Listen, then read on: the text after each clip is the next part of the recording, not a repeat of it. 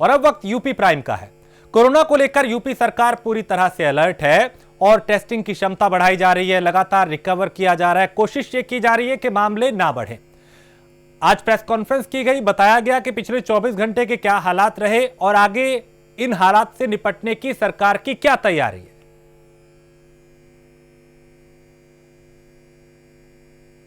सभी नागरिकों से अपील है, सावधानी रखें, सावधानी में ही बचाव है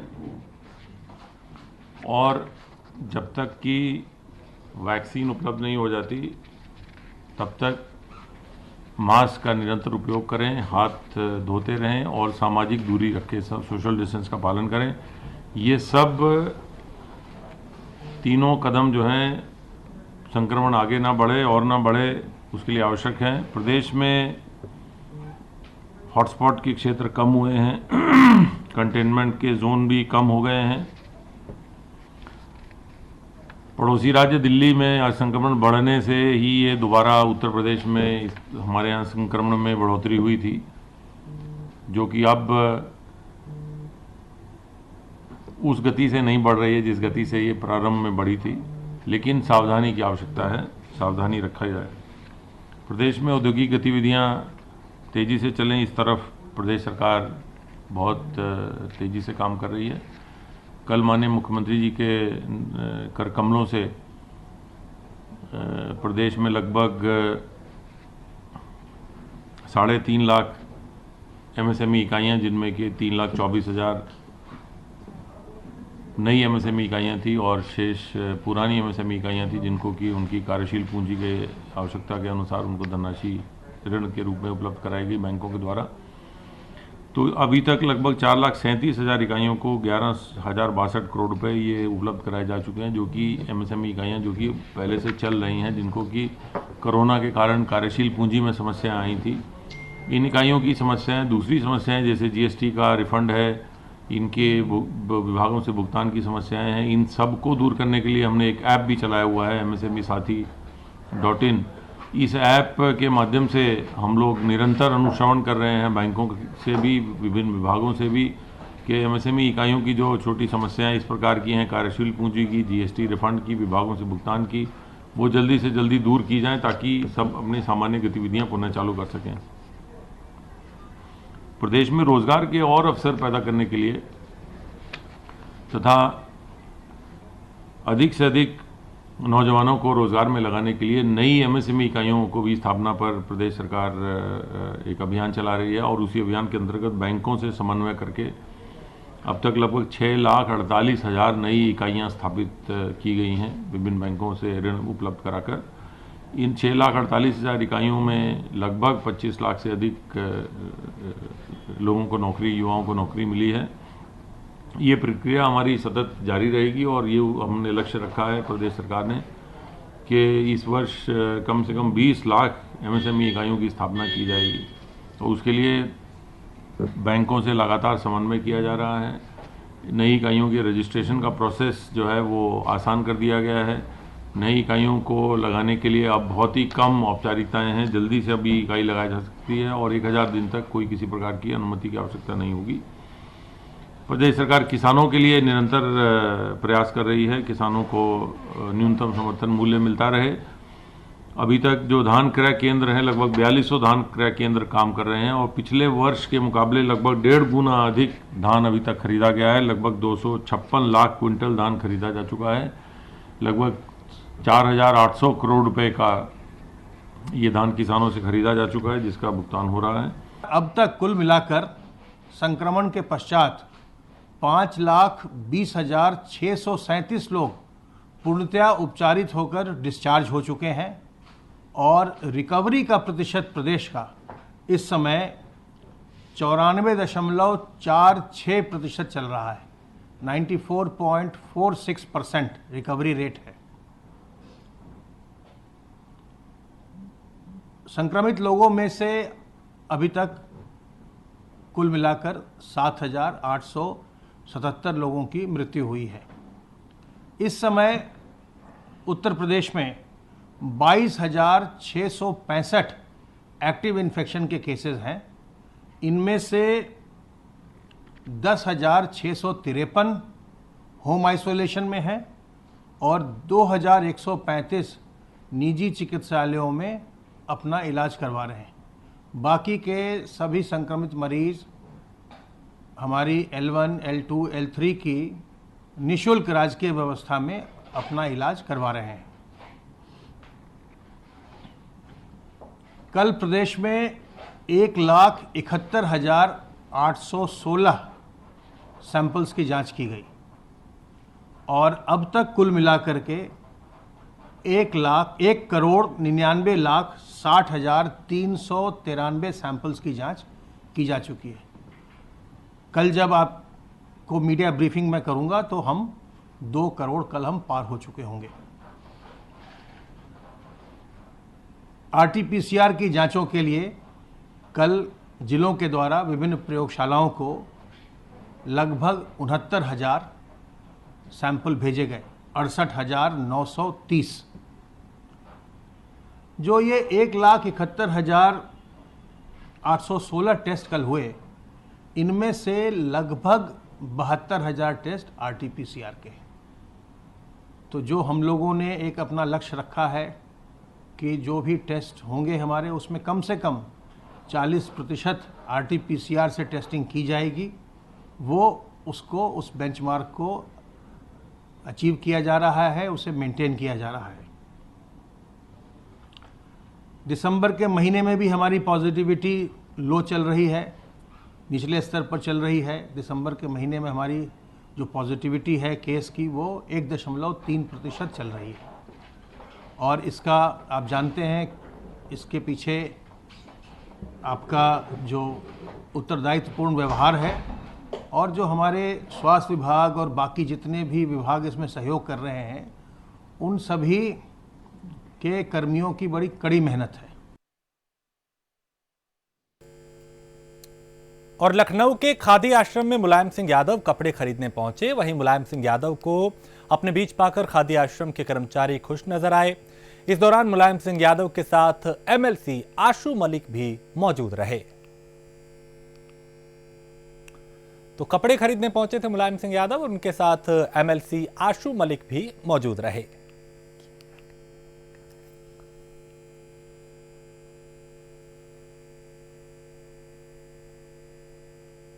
लखनऊ से तस्वीरें, जहां मुलायम सिंह यादव खादी आश्रम पहुंचे और अपने बीच जो कर्मचारी थे, उन्होंने जब मुलायम सिंह यादव को पाया तो वो खुश नजर आए। इस दौरान MLC आशु मलिक भी उनके साथ मौजूद रहे।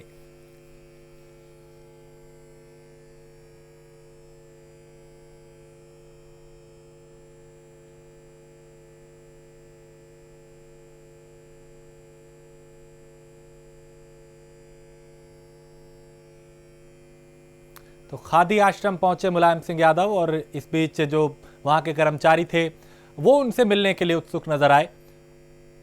उनको बिठाया, उसके बाद उन्हें कपड़े दिखाए और उनके साथ तस्वीरें भी ली।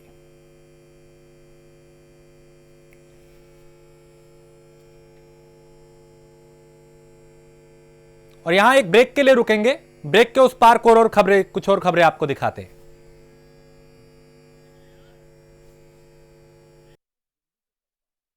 और मुरादाबाद बरेली खंड शिक्षक सीट पर बीजेपी के हरि सिंह ढिल्लों ने सपा के संजय मिश्रा को 7,963 मतों से पछाड़कर चुनाव जीत लिया।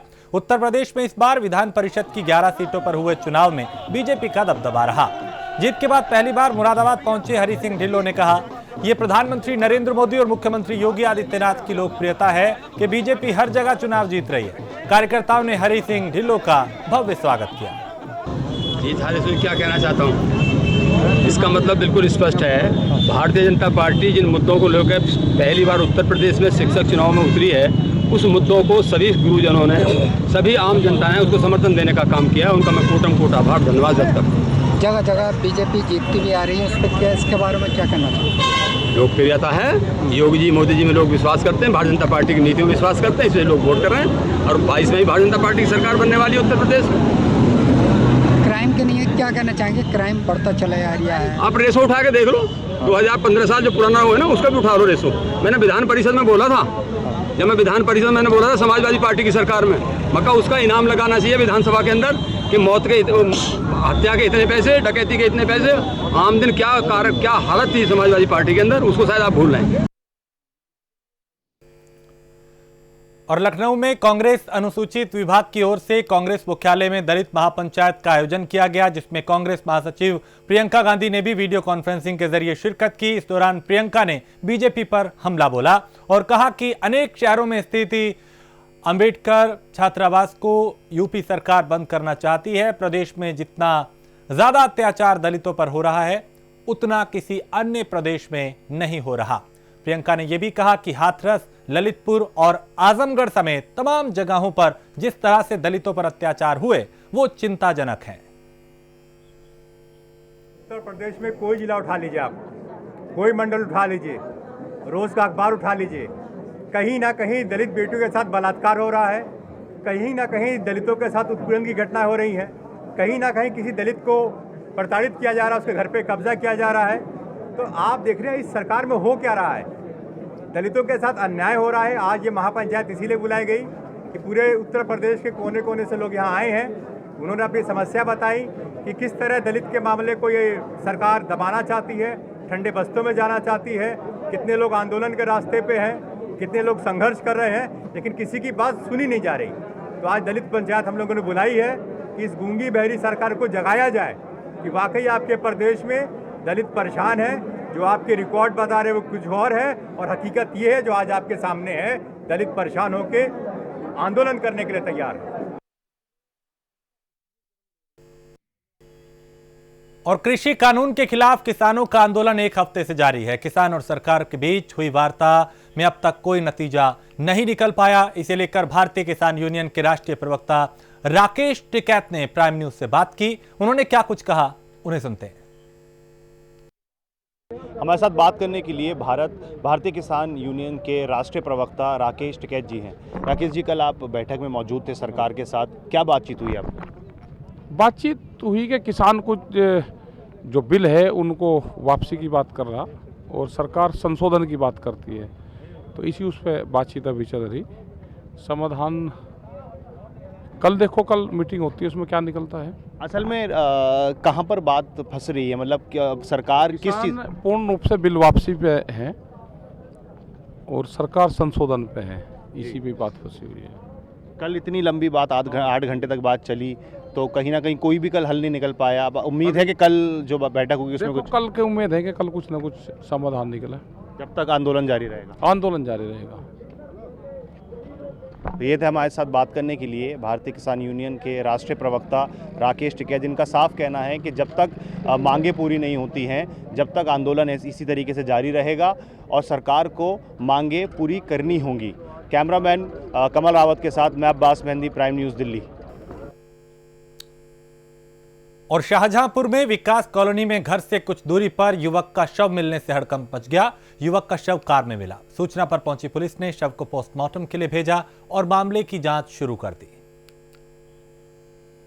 विकास कॉलोनी में एक बोलेरो शाम को खड़ी थी, जिसमें सूचना मिली थी कि किसी व्यक्ति को गोली लगी हुई है। इसमें पुलिस गई थी और उनको हॉस्पिटल ले गया था, जहाँ मृत्यु घोषित कर दिया गया।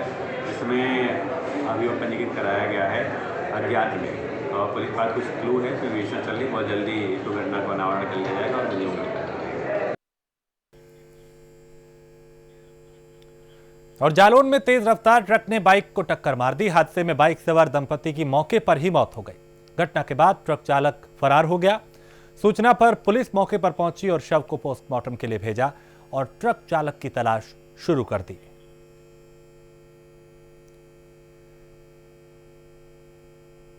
तो सड़क हादसों पर लगाम लगती हुई नजर नहीं आ रही। एक के बाद एक कई हादसे दिन में होते हैं।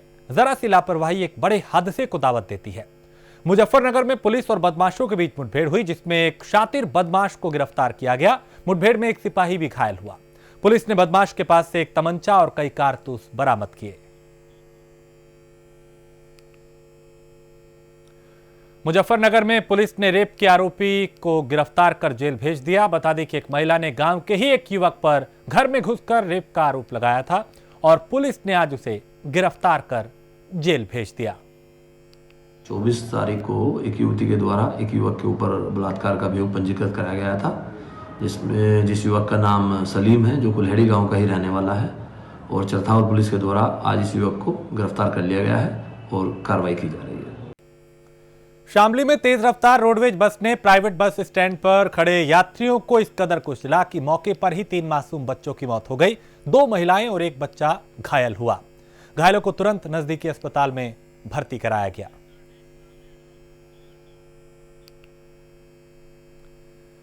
अलीगढ़ के कई दिग्गज नेताओं ने समर्थकों के साथ सपा का दामन थाम लिया, जिसमें पूर्व कांग्रेस सांसद चौधरी विजेंद्र सिंह और पूर्व विधायक जमीउल्लाह ने समाजवादी पार्टी की सदस्यता हासिल की। वहीं अलीगढ़ में सपा नेताओं का जोरदार स्वागत किया गया, जिसमें भारी संख्या में कार्यकर्ताओं की भीड़ भी देखी गई।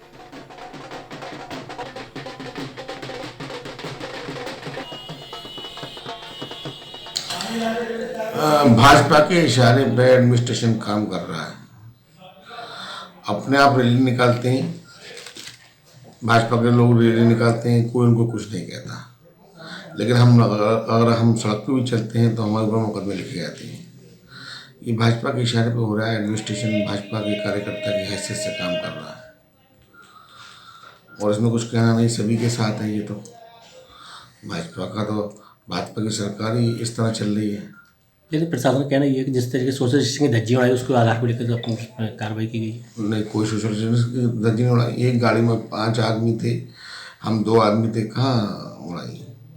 ये श्री जमीरुल्लाह साहब पूर्व विधायक, ये पार्टी छोड़कर समाजवादी पार्टी में अभी सम्मिलित हुए हैं। आज ये लखनऊ से आ रहे थे और बॉर्डर पर इन्होंने 20-25 गाड़ियाँ थी इनके साथ में और 100-125 लोग, ये लोग शहर में होकर अपने पार्टी कार्यालय पहुँचे। इन्होंने धारा 144 का भी उल्लंघन किया और कोविड के जो नियम है उनका भी पालन नहीं किया। इनके विरुद्ध धारा 188 IPC एवं 169, 270 IPC व 5 महामारी अधिनियम के अंतर्गत अभियोग पंजीकृत किया गया है। और कानपुर में कर्मचारी की मौत से भड़के साथी कर्मचारियों ने रोड जाम कर दिया। 15 दिन में यह तीसरी मौत है। इससे पहले पूर्व सांसद के बेटे राजू अवस्थी की भी मौत हो चुकी है। बताया जा रहा है कि वेतन न मिलने से राजू अवस्थी सदमे में थे। प्रदर्शनकारियों ने प्रबंधक पर 28 महीने से वेतन न देने का आरोप लगाया।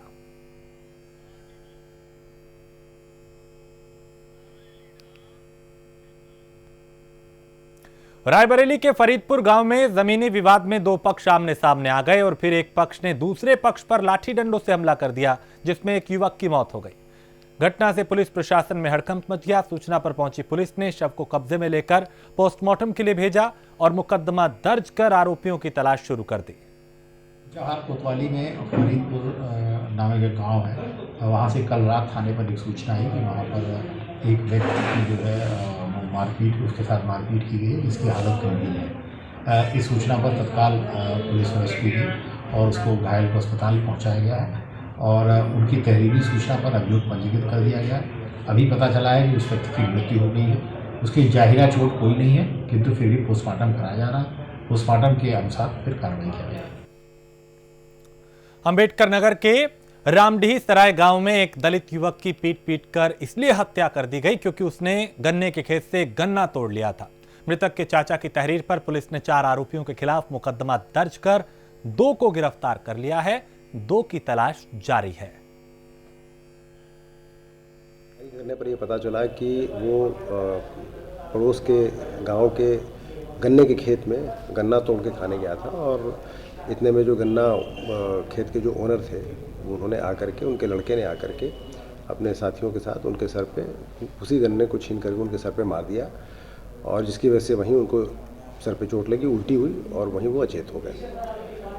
उसको लड़के को तत्काल CHC ले जाया गया, लेकिन वहाँ उसकी मृत्यु हो गई। इस घटना के विषय में मुकदमा कायम कर लिया गया है और आरोपी जो 4 व्यक्तियों में से 2 को गिरफ्तार कर लिया गया, बाकी शेष 2 की गिरफ्तारी के प्रयास जारी है। और इसी के साथ इस बुलेटिन में फिलहाल इतना ही। देश प्रदेश की बाकी खबरों के लिए आप देखते रहिए प्राइम न्यूज।